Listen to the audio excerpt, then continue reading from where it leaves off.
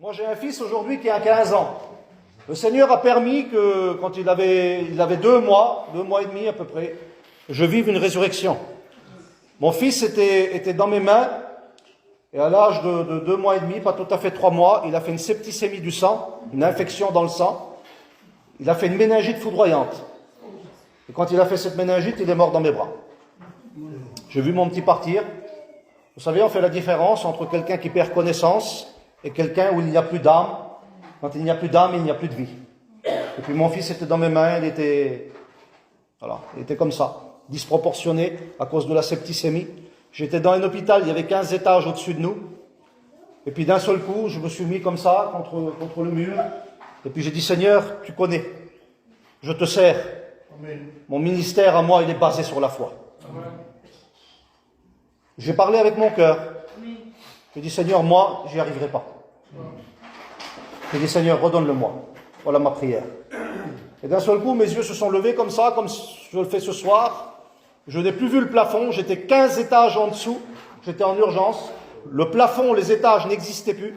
Je voyais le ciel. Je voyais des nuages. Et puis d'un seul coup, les nuages qui étaient tout gris se sont ouverts comme ça.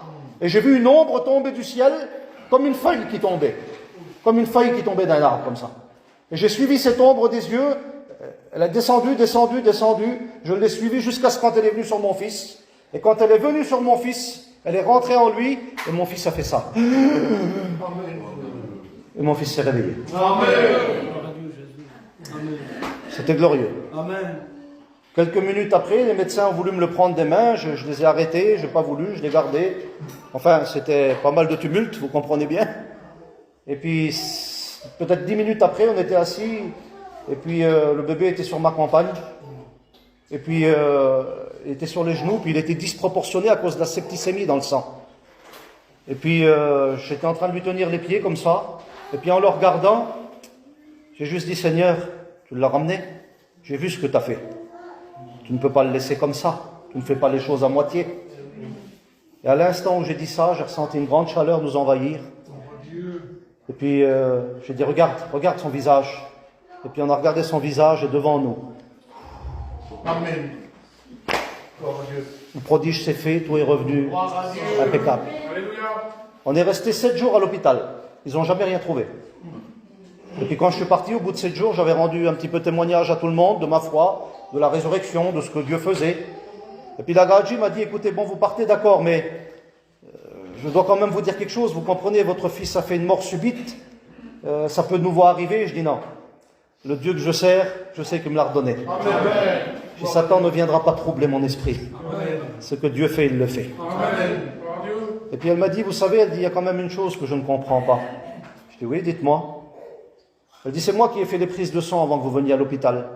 Dans les éprouvettes, il y avait tellement de pus à l'intérieur, si vous voulez, à cause de la septicémie, qu'on voyait pratiquement plus le sang. Elle dit, c'est moi qui les ai pris, je les ai mis en cure, je sais, on voyait pratiquement pas le sang. Elle dit, il y a une chose que j'arrive pas à m'expliquer, c'est que quand j'ai vu ce que j'ai vu, voulant dire que le petit a ressuscité, qu'il s'est réveillé, elle dit, peut-être 1 heure après, je suis retourné en salle de cure pour prendre les éprouvettes et analyser le sang.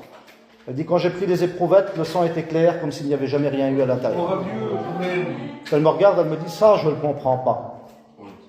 Et puis j'ai dit, si vous ne le comprenez pas, je dis, moi, je le comprends. J'ai le Dieu que je sers, il me l'a redonné. Il l'a ressuscité. Mais quand il l'a ressuscité, c'est son métabolisme à lui qui est revenu. Mais ce que vous avez pris dans les éprouvettes, là, c'est son métabolisme à lui, c'est son sang. Et quand Dieu l'a rétabli à lui, qui lui a redonné la vie, ce qui lui appartient là-bas a été guéri aussi. Il m'a regardé, elle a fait ça. Elle n'avait pas de réponse à me donner. Mais je bénis Dieu parce que le Dieu que je sers, il rend témoignage. C'est un Dieu puissant.